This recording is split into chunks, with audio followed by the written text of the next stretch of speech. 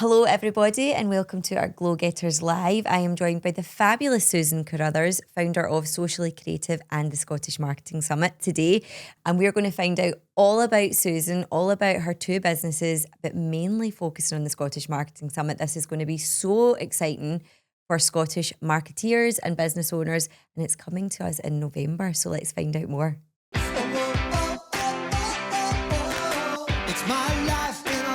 So I'm Susan Carruthers. I run Socially Creative, which is a marketing company based here in Scotland. I predominantly work with service-based businesses who are, again, across the kind of central belt. It just seems to be where people kind of gravitate towards. I like to be able to visit everyone that I work with, whether they're like a bricks and mortar business or they're online. I like to be able to like meet them at some point. So generally kind of stick to like the central belt. So that's kind of, I was going to say that's the day job. No, that's like the main, that's where everything started was, you know, doing marketing for these companies or doing it with them, kind of consulting again for them and with them. And while running that business, because that business has been running for a wee while now, I like personally love to go to loads of events. So I've been back and forward to America. I think in 2023, went over like 4 times. It was just, I was knackered by the end of it. Been up and down to London. Like, I think I've been to Manchester for some events. Like, I love that kind of environment. And I just kept thinking, like, I really wish there was something here, like more specifically in Glasgow. That's kind of where I like gravitate to a wee bit more. And then eventually I was like, oh, do you know, let's just do it and see what happens. And then that's where the Scottish Marketing Summit came into it. So it kind of feels like running 2 things at the moment, but they make sense with each other and they feed into each other like very well. Yes. So the Scottish Marketing Summit is exactly what it says on the tin. It's a marketing summit for businesses here in Scotland. So again, kind of combining the people that I'm working with, the people that I'm passionate about working with, and then putting on a really good event for them up here in Scotland. Yeah, and you've got so much experience of going to different events yourself, so I know that you know how to put on a good shindig. Okay, so why do you think Scotland needs its own summit? Because there's lots of things going on, but actually, why do you think the Scottish Marketing Summit is so needed? I think when you look around, there are lots of things happening in Scotland. You know, there's lots of networking, there's lots of small events, but I was really struggling to find something that was like putting a stamp on this is what we can do. We do great things up here. Like Scotland produces incredible entrepreneurs, businesses. We do great things, but we don't seem to be playing at the same level as the likes of like London or again, even further out into America. And I just don't really understand why. Like we have so much creativity up here. We have so much entrepreneurship. And I just think there needs to be a space to like celebrate it essentially. Yes, love it. Okay, so what makes this event different from other marketing conferences that are going on, whether it's in Scotland or beyond? My biggest pet peeve, and I think it's because I've experienced both sides of the coin, my biggest pet peeve is going to an event with a fresh new notebook, jotting down loads and loads of stuff, almost too much because you can't really keep up with what the speaker's saying to then what you're wanting to write down, and then closing the notebook and never going back to it. Because usually by the end of the event, you're knackered. Yep. So you go back to your hotel or wherever, you don't re-look at your notes. The next day you then need to travel to get home, you don't look at your notes, and then you're right back into the swing of running your business. Yep. And although there might be a couple of things that stick in your mind, you've not retained half of the information that you could have by actually having a space that's designed for you to retain information and equally not be something that then, you know, a 1-day event turns into like a 4-day travel experience that you go on. Because I think the travel can often like disrupt the experience for you because there's a bit of stress on either side to get there, get home and everything else. So again, it's been designed in a way, yes, you might want to take notes. Yes, we will have pens and paper, but equally every single speaker has also been briefed that everything they do must be tangible and actionable so that people can genuinely understand, okay, this person has told me X, how do I put that into place so that you actually feel confident and want to go home and do things in your business rather than just another notebook. Another notebook, that's it. And we talk about procrastinating learning a lot in the membership and how it's easy to procrastinate just by constantly learning, but it's actually the implementation that will drive your business forward, isn't it? Yeah, absolutely. Fantastic. Okie dokie. So who should be in the room on the 5th of November and who's it not for? Yeah, so I think the audience at the moment, if we're looking at the guest list, is kind of 3-pronged, which is exactly what we wanted. So the first kind of set of people that are coming are business owners of any sector. they're running their business, but they are also the person in charge of marketing. Yep. So they're wearing all the hats. The second kind of type of person that's coming are like freelance marketers and creatives who maybe, as a freelancer, you can feel quite on your own. You can feel quite lonely. So actually freelancers are looking for a space to connect with other people, potentially connect with other businesses that may want their services in the future, and also just to upskill themselves as well. And then the final kind of set of people that we have coming are people who already work inside organisations, but they maybe are the marketing person inside that organisation. So we will have a split of people that are self-employed, run, limited companies, and then people who work for other organisations as well. And I think, although that might sound like three different audiences, the common thread is marketing, and the common thread is learning, implementation, wanting to upskill, craving something up here that they can be a part of as well. It's definitely not been designed for people who maybe, like I said earlier on, want to take loads of notes and not do anything. It's not designed for people that think that just going to an event equals success. Like, there is that implementation that has to happen at some point. Yes. So it's definitely not designed for people that think events equal more sales with nothing in between. Yes, we get that a lot with the membership as well. Like, it's not a magic pill. Like, there's no magic pill when it comes to sales in your business. You have to take action. So you're looking for the action takers. And what I love about the three different types of business person is that that makes the networking and the connections really valuable as well. It's not, people aren't coming at it from the same angle. So exactly. different ideas. Exactly. And it's, you don't know who knows somebody that might want your services. And you also don't know that the person in the room might want your services. Like, again, that's where the kind of like networking aspect of events come in. And that's why there is a focus on the networking. And we're building in a couple of things to make sure that you have that opportunity to speak to other people and not just the people that you find yourself sat at a table with. So we're definitely working on ways to build that in, because that adds to the overall experience as well, rather than just kind of sitting at your table and only speaking to the person on your left and right and nobody else.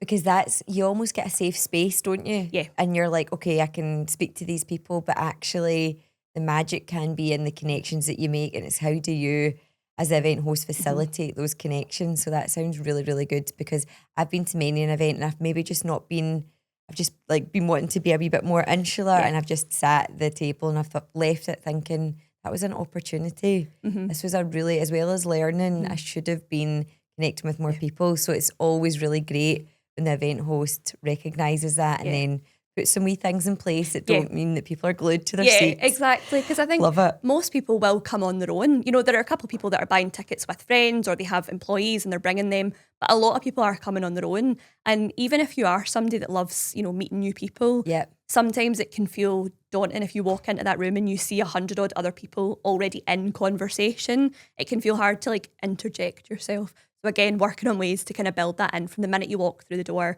including all the breaks and the lunches or one lunch throughout the day, building that in so that there's always something and you don't end up with the same person the whole time. Because again, I think sometimes you can go to events and you meet one person and that's like your best friend for the day. That's your business buddy, and isn't that's it? fine, that's absolutely fine. But equally, you're missing loads of opportunity there to like explore something else. So yeah, just working on like building all that in. Oh, fantastic. Okay, what's been the biggest challenge so far in pulling the event together? Because I know how much work goes into pulling such a large event. What's been your biggest challenge to date, would you say? I don't think there's been one singular challenge. Like, everything has felt fairly easy up until this point, like touch wood. But I think the thing that has maybe like surprised me the most has been how many elements there are. Like, I've run events previously, and there's a lot of things that you can just say, oh, well, I'll just do that. Like, I've got time on the day to just do that thing, design that workbook, do all the things. Actually, something of this scale, I can't do that, because it's not going to do the event justice if I just do my best at it when somebody could do it better. So for example, like, we have a workbook for everyone, like a digital workbook. I could try and do it, but somebody who is maybe like a graphic designer could do it much better, and that's going to be at the standard like that we're putting on. Nice. So it's little things like that, and I think the challenge has also been like delegating out a little bit more as well. I mean, one thing that I was so shocked about, and I don't know why, because I mean, hindsight's a great thing, I hadn't really factored in that we would need somebody to do like the audio visual for the day. Okay. Like, we had like a media team for like coverage, but I hadn't really thought about the audio or the visual. I just assumed I would have a clicker and it would all be okay. And I would just click my clicker all day. And then the event were like, so who's doing your AV? And I was like, well, me. Honestly, the girl's face was like, what are you doing? And I was like, what do you mean? So anyway, we've got a company doing it now. And honestly, this guy, like, he's so helpful. He's great. But he must be scunnered with the questions I'm asking him. See, because I don't fully understand it. I'm like, can you do this? And he's like, yes. He's like, that's my job. And I'm like, all right, okay. I didn't know that. Like, and then every now and then something comes into my head and I'm like, I need to ask him now. And eventually last week he was like, listen, let's just get a meeting in person at the venue. So I think he was like, stop emailing me. Sounds like he's a good support. So it's so good to work with good people, isn't it? That just, especially because this is your first kick at the big summit, so you'll be learning everything now. So by the time you're 2 or 3, you'll be a dab hand at it. Exactly. And I was like, do you know, see, for year one, if we can build out that kind of core team of people that are involved in whatever capacity, then that's something I'm keen to replicate moving into year 2, 3, 4, etc. I don't want the event to become something that every year we have to look for new people to be involved, you know, with like AV, media and everything else that's involved. So again, it's just trying to make sure that I understand what the capabilities of everyone are and what they can actually offer me. Because originally they were like, oh, we can set up for you and then the guy can stay all day. And I was like, well, why would he need to stay? And they were like, to control and monitor everything that's happening. And it just had not dawned on me at all that was a thing. I thought he would just appear, stick his speakers up and off he goes. But that's not really how it works. So I think, the biggest challenge has been delegating, but also you don't know what you don't know. No, you don't. So it's trying to also like educate myself on all of these things as we go. Yeah. And it is fun. So it is a challenge, but it's really fun at the same time. Oh, good. Well, I can only imagine the amount that you're learning. Okay, what's been the most exciting moment in the journey to launching the Scottish Marketing Summit? The most exciting part was just telling people that it was a thing. Okay, so, I've spoken to some people and they're like, you must have been sitting with this idea for ages. Yeah. Like, did you procrastinate over it? Did you think, oh, I don't know whether to do it? And I'm like, no, I thought of it on the Saturday. On the Saturday night, I'd had a glass of wine and I was texting my friend Rachel and I was like, I've had an idea. She was like, oh, here we go. What's your idea? So I was like, how about, you know, this event and this and da, da, da. And she was like, I think that's great. I said, right, the domain I want's free. I'll buy it tomorrow. I thought, no, I better buy it now, just in case. Yeah. I'll do it right this second. And then spent the Monday, Tuesday pulling together like the ticket page. Spent all day on the Wednesday procrastinating over asking my headline speaker if he would be the headline speaker. Okay. For some reason, I just had this block in my mind. I was like, oh, if he says no, this doesn't work. Because in my mind, that's who's headlining it. He's the one, yeah. So spent all day on the Wednesday procrastinating. Messaged him at the end of the week. The reaction was just, of course, why would I not do it? And then by the following Monday, told everyone. So I think that week was very exciting because it was, I'd made this thing that I could show people. Like it was an event. Like the venue was already booked. The ticket page was there.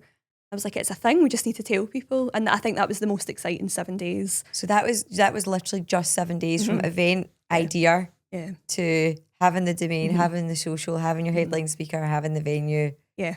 Wow. It's the most impulsive thing that I've ever done. I usually like to think about things and mull them over.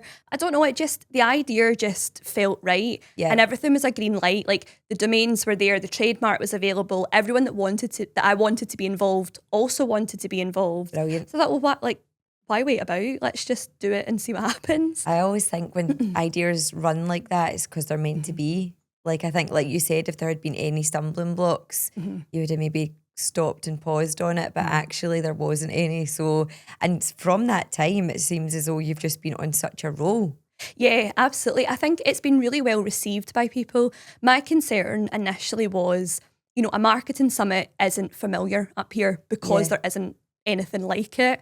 And therefore the idea might feel quite alien to people and it might take a bit of time to maybe explain what that looks like and lay out what it's going to be.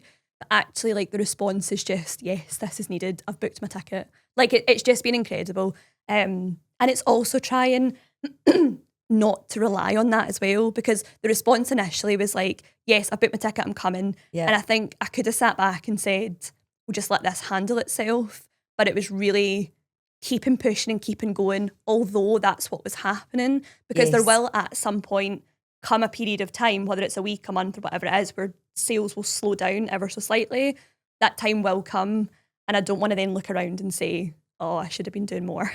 So it's just been keeping the momentum going, even though it's all going really well. Yeah. You've still got to keep pushing throughout all of that as well. Absolutely. It's so easy to get marketing fatigue, isn't it? And you're like, oh, Yeah. like I feel Yeah. maybe surely we've done enough, but actually you can never do too much, can you? Exactly. And I think as well, whether it's an event, whether it's your business, whatever it is, whatever you are marketing, you are the only person that sees everything. Yeah. Like there is nobody else in the world that sees everything else you produce. Nope. So therefore you will get scunnered with it. But this might be, the next thing you do might be the one thing that lets somebody know you exist in the first place. Yes. So again, I think it's like a bit of a perspective and a mindset when it comes to marketing in general, but especially for events. Yeah. I think because events are time sensitive and you need to get people before it happens, of course, to book a ticket. Absolutely. You've just really got to keep banging that drum, and just for anyone and everyone that'll listen to you, just keep like going with it. Keep going with it. And for the bigger events as well, the venue normally wants to know, and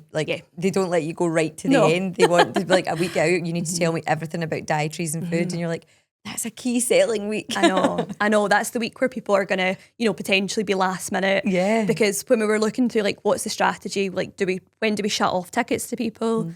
And I was like, well, I don't want to shut them off a week in advance because some people will buy in that last week. Yeah. But equally, we can't have people buying tickets the morning of because there's loads of things that we need to do and prep for each individual coming. Yes. So I've still not quite figured that out yet. But I think the events on the Wednesday, I think potentially on the Monday night will be the last time. Yeah.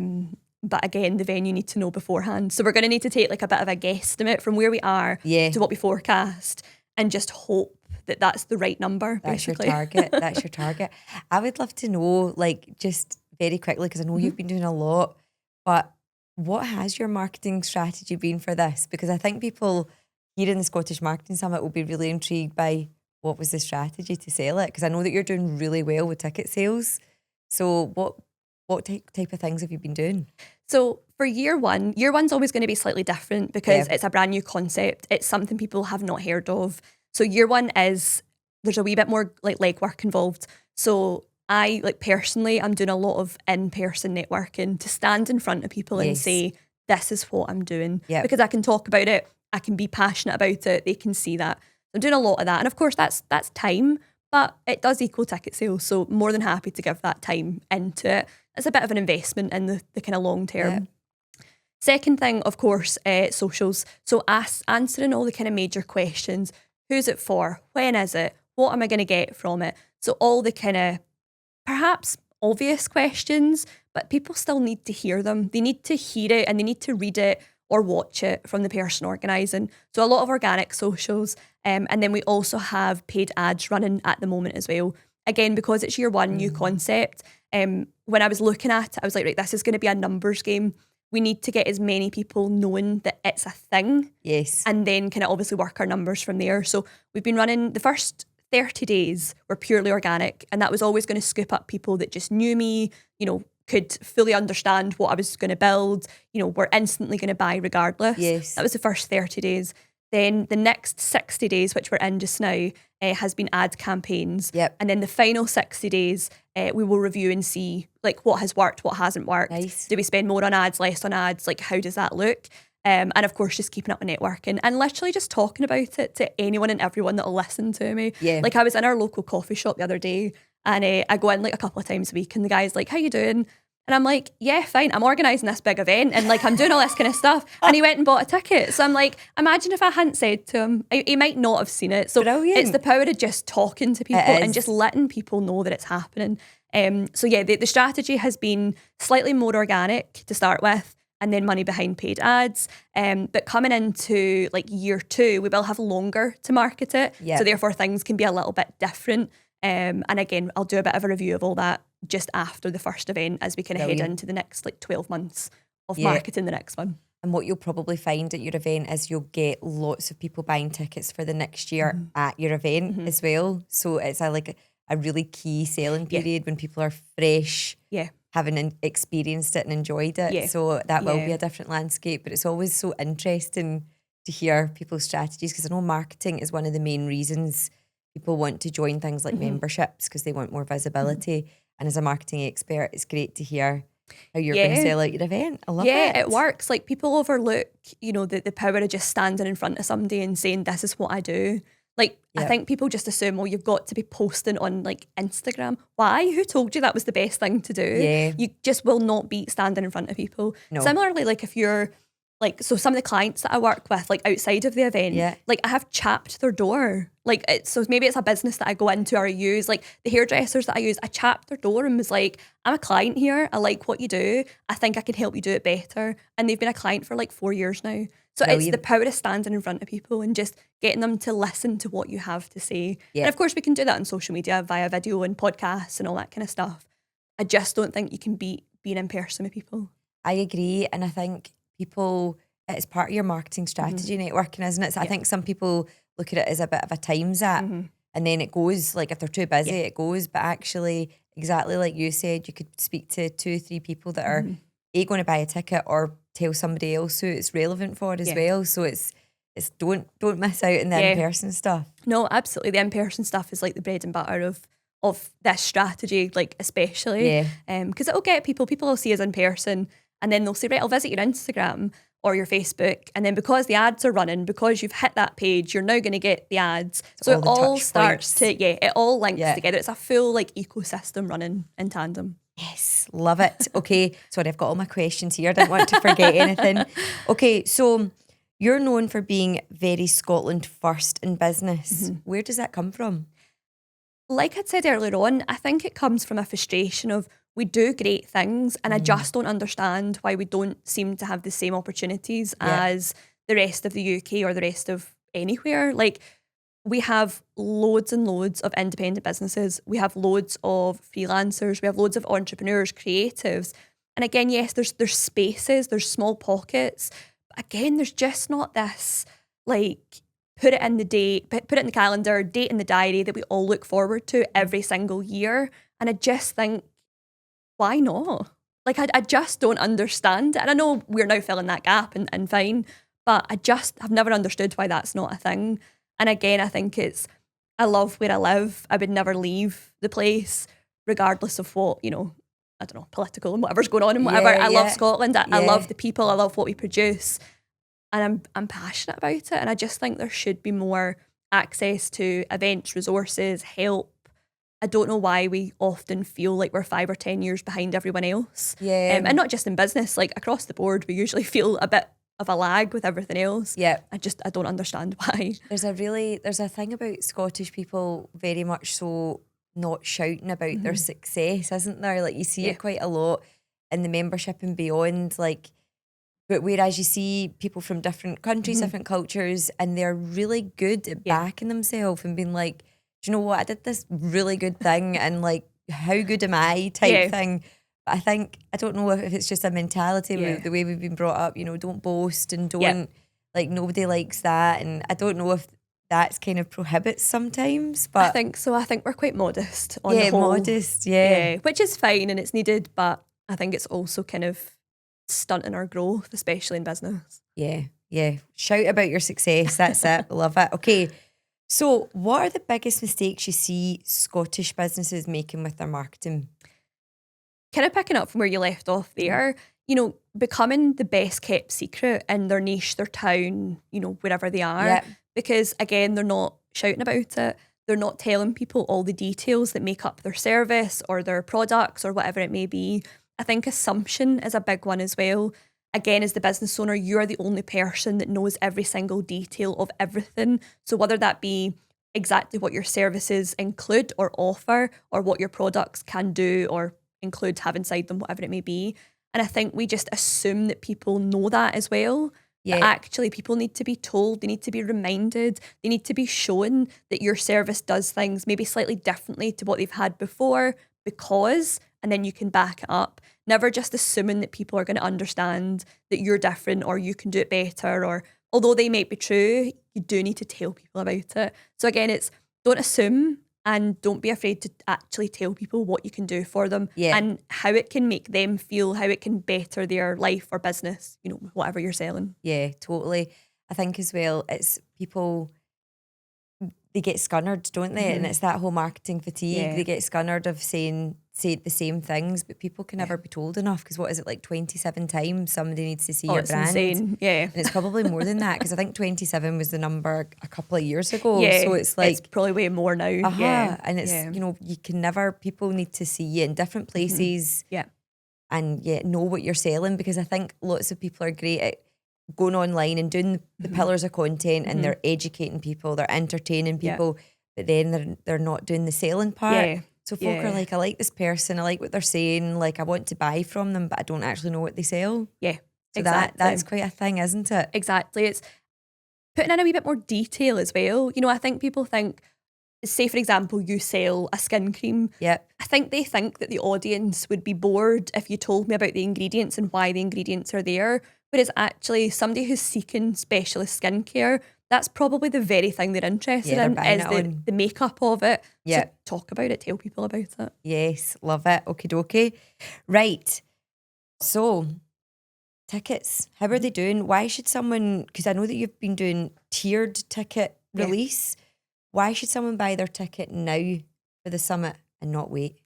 So whenever you listen to this, the day that you listen to this is when you'll get the most value for your ticket. So like you said, we're doing a tiered release. Yeah. So for year one, we did an early bird. We then did tier one. We're in tier two just now in September. And then during October, we'll go into tier three. And with each tier, the price slightly rises at each time. So whenever you listen to this, will be when the best value is there, essentially.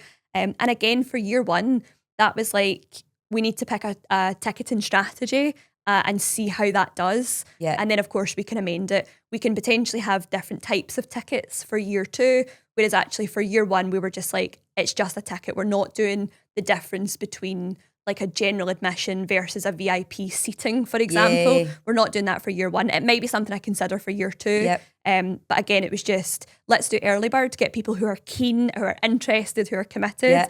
And then, of course, just run some kind of tiered ticketing systems afterwards.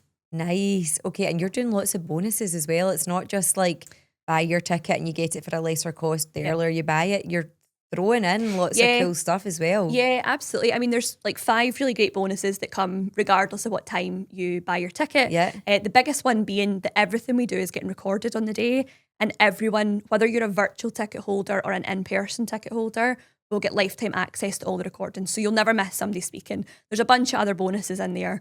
But something we're running at the moment, which is during the month of September, we're offering like a split pay for people at no extra cost. Nice. So you can split the cost across 2 months. As we come into October, we will be adding some extra stuff. Again, that's part of marketing. Like, let's not pretend that, you know, we're trying to make it something else. It's marketing, that's what we do. So we will add some extra bonuses in October as well. To hook those final folk Exactly, in. because the bonuses can be the thing that makes somebody say, It can. yes, I will book that, because, you know, I was kind of halfway there to it. But if you're going to give me something else at no extra cost, then yes, I will take it. Yeah. So again, during the month of October, we'll be putting out some new kind of new bonuses as well for people. That's so exciting. It's like stacking the value that you get from the event. And I know that you and I have spoke about this, but I think the fact that it's recorded is a real clincher for people, because you'll put everything in place to try and alleviate overwhelming the day, but there's going to be so much information, amazing information, and sometimes you're too busy noting down something that you miss the next thing. So it's so good to be able to have that recording, because that then allows people to go back over it and actually in their own time map out a strategy whilst watching the recording. Exactly. So I think that in itself is so valuable, because you don't get that from every event. Yeah, for me, it was a non-negotiable for that reason exactly. You know, what happens if you need to go to the toilet, but actually when you've been out the room, the person that's speaking has said the most like amazing thing for your business. Are you just going to miss that forevermore? No. So again, for me, it was a non-negotiable to do that, and just making sure that everyone can get access to that at any time afterwards as well. And we'll chop it up so that you don't need to sit and watch the whole summit in one go. Like, you'll get each speaker individually. So again, it's kind of more accessible. It's easy to get to. It's easy to get to the point that you want to get to as well. Exactly. And for the virtual people as well, it's so good to have a virtual ticket, because sometimes people just can't make it work in person. So they might have another Zoom or something that they've got to do, but it means that they can just kind of dip in and out of the virtual. So absolutely. I think you've thought of everything. Very, very clever. I hope so. You would think that you were a serious marketeer. Okay, so Let's chat about the speakers, because you have secured some amazing speakers, an amazing array, different industries, different businesses. Quite a lot of them are in the Glow Club membership, which I love. When you put out your marketing, I was like, yes. What a great opportunity for them. So tell us a wee bit about your speakers. Yeah, so we have 5 spotlight speakers who will be speaking on their own on the stage. We then have our headliner, and then we have like a panel event happening as well. So the panel is made up of 5 business owners, again, all from Scotland, operating here in Scotland. And they all have very different perspectives because their businesses are so varied. And we also have a panel host as well. So there's going to be 5 people on stage during that panel. And we're doing the panel slightly differently to how I've experienced panels before. Panels are usually questions that have been like predetermined, and then they're read out on stage as if it's ad hoc, but everyone is already briefed of what they're going to talk about. And I just think it never feels great. As an audience member, it doesn't feel great. So we're doing the panel slightly differently. I'll keep some of it secret because the audience are going to need to get involved to a degree. Nice. You're not going to have to stand up and dance or whatever, but the audience will get involved to some degree, just to keep the panelists on their feet as well, so that the audience get the best answers from them and not pre-scripted answers. And then we have our spotlight speakers. And one thing that was really important for me was that every spotlight speaker had an area of expertise. It wasn't 5 people who were just going to give you a high level overview of marketing in general, because that's not very useful. You need people to tell you exactly, about the area that they know about. So again, picking the 5 of them was really important to make sure that we were covering lots of different angles. And actually, when they were speaking, again, they were giving tangible and actionable help to the audience and not just more ideas. And then our headliner, again, it was a no-brainer for me to pick Joel as our headliner. On like a kind of personal and professional level, he's probably one of the only people I would go to about anything that happens in my business. For either support or just to like brainstorm something, because his brain is just incredible. So again, when I was pulling everyone together, it was trying to make sure that everyone was completely different from each other, but equally they would all gel together and the whole day would run quite seamlessly. And again, that was quite easy to do because I just know so many great people. And there was some people I really wanted to have involved with it, but I just don't have enough time in the day. So again, that's like considerations for year 2, 3, 4, Definitely. So exciting. So, there's always lots of business events happening. We've spoke about that. And lots of great events, small scale, large scale. But what makes the Scottish Marketing Summit a must attend amidst everything else that's going on? For me, it's going to be how you feel. So everything I do, whether it's like through my marketing business, through smaller events, workshops, whatever it may be, I want people to feel a certain way. I want them to leave feeling that they can do the thing that they've just listened to or the thing that they've just learned about. I want them to feel that these things that they've built up in their head that are like, I'm not at that level yet, or I don't have the budget for that, or I'm too small a business. I want them to feel like they can actually do it. Because no matter how big or small your business is, when it comes to marketing, there's so many different avenues that you can explore.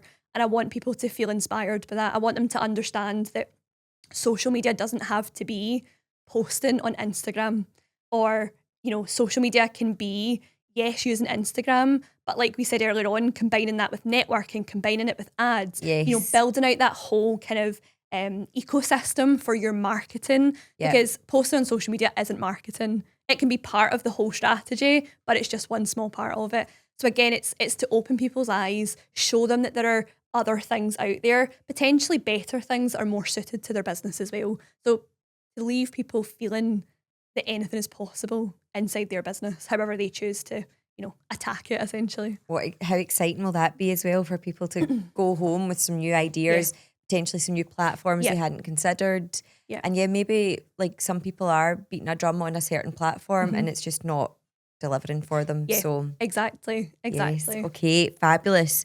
Right, okay, so beyond the talks, what opportunities, we've delved into it a wee bit, but what opportunities will there be for the networking, the connections, the trying to work out if there's people to collaborate with? Yeah, so we have, one of the very things that we're doing is everyone is going to have a lanyard. Now, that's not new. That's not a brand new idea. We're not, patenting that. But the lanyards are going to make sure that your business is on it, that your industry is on it, so that when you walk past people, you can say, you're in my industry or you're the industry that I work with. Yeah. Like, so it's a point of conversation. We also are going to have things on the tables because we're going to be seating people at tables of either 8 or 10 or 8, 9 or 10. So we'll have things on the table that encourage everyone at the table to be involved. And we also have some experiences that are going to be happening throughout the day that will happen more through the breaks and the lunch. That again will encourage people to kind of come together. Some of them are like finalised, some of them are still to be finalised. So I'm not going to commit to what they're going to be just now. That's okay. But there are experiences that people can immerse themselves in as well. Oh, brilliant. Okay. I mean, if people are watching this, surely they're sold. I mean, at this point, it must be like, I'm going to that event. Okay, so why did you decide to create a private meet and greet with Joel, your headliner? And what will attendees get from being in that smaller room with him? So we decided to put on a VIP meet and greet with Joel after the event. Okay. We originally were going to do a VIP meet and greet at lunchtime.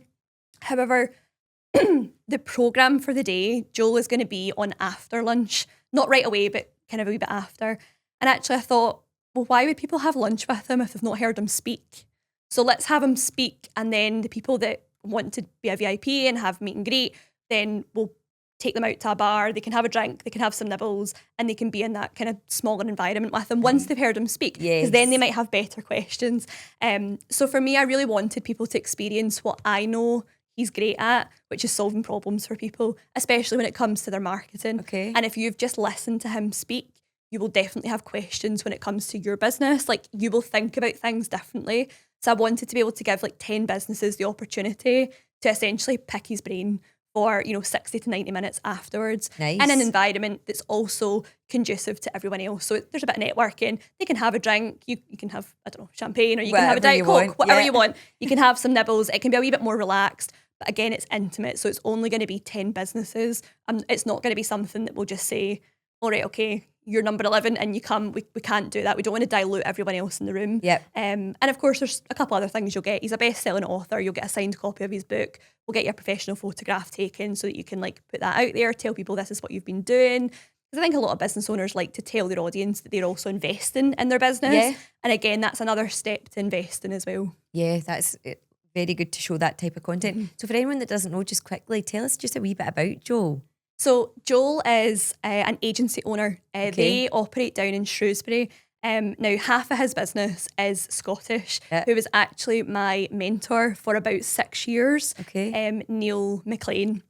So Joel had the company and I met Joel through Neil. So that's kind of how the connection happened. They are now in business together, which is like the best makeup. You couldn't put two people together that were better for like driving a company forward. But their agency really specialises in like paid media and like website design, all the techie stuff, all the complicated stuff that business owners just do not want to do themselves. So they essentially run an agency that can do that for you. Nice. And I've spent a lot of time with Joel. We ended up in Miami together at a mastermind. Us and a couple other people like shared a house. We basically all lived together for a week. So again, it's like that kind of business connection became more of like a personal, and actually like he knows most of what's happening in my life. I know like his hobbies, his interests. So again, it's that kind of relationship is just formed over time. And then of course, we're both doing similar things in business. So you get that working relationship that builds at the same time. So again, for me, it was a no-brainer that he had to be the headliner. Because his story from where he came from and where he is now is just phenomenal. And I won't spoil it because he will share some of that. But the challenges, the resilience, and how things have like worked out for him is just phenomenal. Oh, fantastic. I can't wait to hear of him. Okay, so what's the can't miss moment of the day that you think people will be talking about afterwards? I think it'll be the energy that's in the room. I think it'll be the experiences that happen. I think it'll be the other attendees that are coming. Not all the attendees that are coming do I know personally. I know quite a few personally, but there are a lot of people coming that I've never met before. They've just decided they want to be there. But of course, I've done some research. I've been on the websites and the social media, and I'm like, no, you're a really cool person. So I know that the energy is going to be really good. I know that the people in the room are all kind of sharing that vision of growing their business. And I think that's really important. It's unbeatable, isn't it? It's so good to be in a room with other driven people in business because it's a good space to be in to energise yourself. Okay, so if someone's on the fence then, what would you say to them? I would say have a think about when your next opportunity to be in a room like this is going to be. Okay. And that might be something that encourages you to say, actually, I don't want to wait another however many months or another year or whatever it may be. Yep. Again, I'm a big believer, like, if you think it's for you, it probably is for you. If you're umming and ahhing over something, you're probably going to go for it anyway. Yeah. So yeah, but if anyone has any questions, they can always reach out. The page that has all the tickets and stuff is really, really descriptive, but equally there might be other things that crop up for people, so they're more than welcome to reach out. And where can people grab a ticket? So if you go into scottishmarketingsummit.co.uk, that'll take you directly onto the ticket page and everything is inside there. And then we're Scottish Marketing Summit on Instagram and Facebook as well. Nice and simple. Exactly. That's because you got all those URLs and handles. I love it. Okay, well, but listen, enough about me. Let's talk about the GGC, because I genuinely believe the only reason that the Scottish Marketing Summit has come to my brain at some point is because of all the networking and the people that I met through the GGC. I think it was a natural path that kind of formed through the experiences and the events that I get to go to that you put on as well. Do you know that's where the magic of the membership lies? It's in the connections between the members. So we put on lots, but actually there's nothing that feeds my soul more is when I see members working together and collaborating with each other, because that's what it's all about. Exactly. So talk to us about memberships, because you have different types of memberships and tiers. Like, give us a general overview. Like, who is the Glasgow Girls Club for? Okay. Is it for social membership people? Is it for business memberships? Like, what does it look like? So both. So we have got both a social and a business club. When I was going to go and originally when I was launching it, I was only going to have a social club membership, but I figured that I had so many issues in running my own business because I'd never done it before and wearing all the hats and I was knackered and lonely, that I thought, oh, this could actually be something that I could put into a business club as well. So we've got both. If you are looking to make new friends in Glasgow, try new things, but you aren't like a business owner or you're not looking to network and collaborate for a business that you're part of, then the social club membership could be for you. So we do things like the PAL project, which is free for our social club members. We get together every month and we do different things. Like Wednesday night, we did a paint and sip, sober sip, I would say. Cans of 7-Up. We do like the brunch club. We've got lots of free events as well that we put out to our members. So we work with lots of businesses around Glasgow and beyond, and they can reach out to us to say, I want to showcase my business. And that then means we can do free events for our members. So there's all sorts of value that you get. If you're a social member, you get our app, which you can take around Glasgow and get deals and discounts. So we've got a really good relationship with the Superlative Collection. And basically they give us up to 30% off food in some of their restaurants. So you're making savings as well as making friends and trying new things. And then the business membership, they get everything the social club members get as well. But we've got 3 different tiers of membership for businesses. And that starts at Shine, Glow and Diamond. And it basically depends on what your marketing objectives are based on what you should go for. We've got our big Facebook group, which actually hit 50,000 this week, which was great. That's amazing. Which was so good. I've not done anything yet to celebrate because I feel like I've just been here, there and everywhere, but I will do something. So our members, we've grown that over the years, so our business members can use that as an audience. So Facebook groups still come under the algorithm, dreaded things that we hate, that decreases our reach for posts, but it is an active, engaged audience of women from Glasgow and beyond, and that is mostly what many of our members' target markets fall within. So yeah, it's a lovely space to be in. There's networking, there is advertising, there's connection stuff, training, accountability and growth. I've just put everything in it that I've needed in business and what my members tell me that they want. So we've been going for a wee while now. I love it. And we'll just continue to evolve and iterate and do what our members want, because at the heart of it is community. I think that's what you're building with the Scottish Marketing Summit. It's people coming together to help each other to grow. And that's the mission, that's the ethos. Yeah, and I think exactly like you said, you just can't do it yourself. You can maybe be the person that does the actual work, but you can't be the person that does the actual work plus all the 100 other things that need to happen to allow people to know that your business exists in the first place. And just like you're saying, your audience is so big. I mean, 50,000 people, 50,000 women across Glasgow, like that's amazing.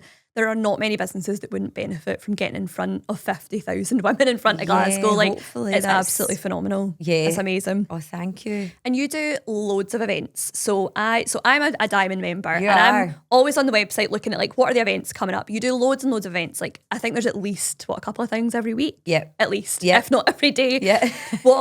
Personally, what's your favourite event to put on? Good question. Good question. From a social perspective, it's hard to pick because I'm loving the book club Leathers. I'm loving the PAL project. Probably the big event is the Rooftop Brunch Club. That's at Red Sky Bar. It's normally about 90 to 100 women just having fun and partying. I love that event.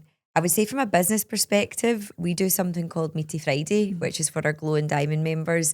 And it's just a safe space of real community. It comes to life in there. You know, women talk about their business or their work in their businesses and ask for advice, and we brainstorm with each other, and there's been tears, there's been hilarity, there's been smoke machines going off, there's been everything, but it just feels as though you're not alone. Yeah. Because business can be lonely, and like you said, you can't do it on your own. And I think your business buddies are very different to maybe your friend group out with business, because I think when you don't own your own business, you don't understand quite so much how it's almost like your baby. Yep. And you're obsessed with it, and you want to nurture it and grow it. And I think sometimes people that don't have that maybe don't realise, and it's not to discredit them. Obviously, you don't know what you don't know. Yeah. But your business buddies get it. Yeah. So when they see your post, they will like your post, they will share your post, they will do all that stuff that you wish that maybe your family would do. Yeah.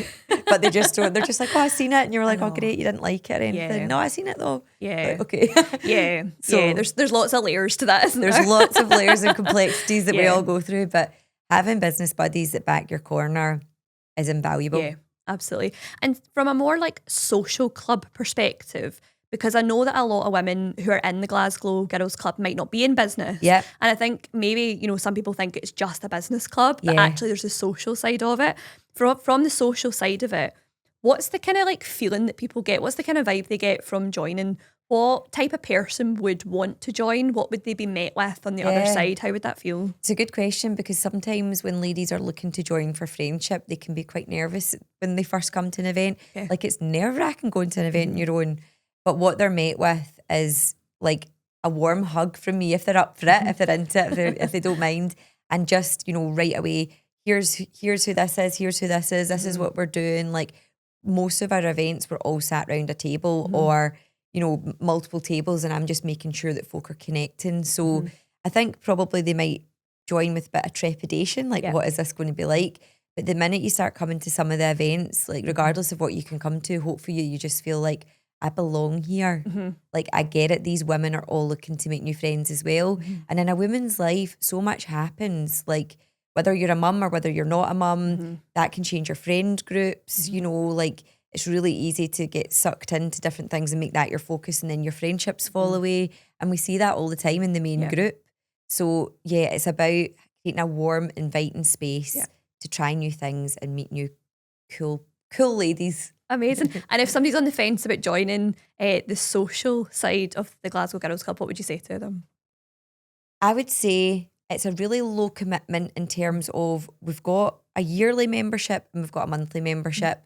The monthly membership is under £10 a month. So we don't lock you in for like 3-6 months. Yeah. You could try it and see if it's your vibe, if you fancy it. And at the very least, you will, even if you're with us for a month, you might have saved 30% off your food in the Delphine, if that offer is still valid.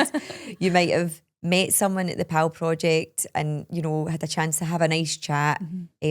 So even if you were there for a month and you decided it wasn't your vibe, you would hopefully still really benefit from it. Yeah. But lots of our social club members, if they come to our events and they get it, they tend to stay with us, which is really, really nice. Yeah, I think retention's a big thing for you across the social side and the business club. Like, I've been in the business club for 4 years now. Yes. And there's not a big churn of people. Do you know, it's one of the things in a membership that you're just constantly thinking about is churn, because if somebody doesn't use your membership and you cannot make somebody use it, then those are the people that fall away. And we have tried so much, like we reach out personally. We've got obviously the nurture sequence that gives you, here's your membership. Like we give them a whole guide. Here's all the benefits. So if you forget them, refer back.